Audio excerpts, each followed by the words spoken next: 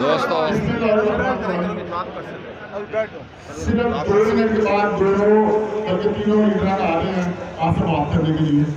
जो आज की कार्रवाई हुई उसके मुताबिक तफसीलन बात कर 2 मिनट।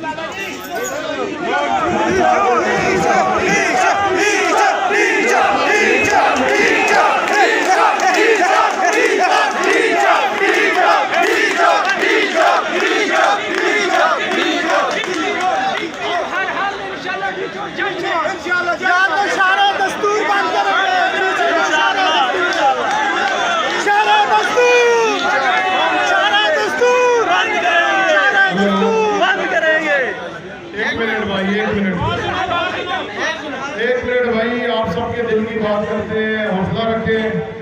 मुझे एहसास है आप भाइयों ने मुझे रोड से पकड़ के अंदर लाए कि जाके बात करें, जरा खामोशी से बात सुने।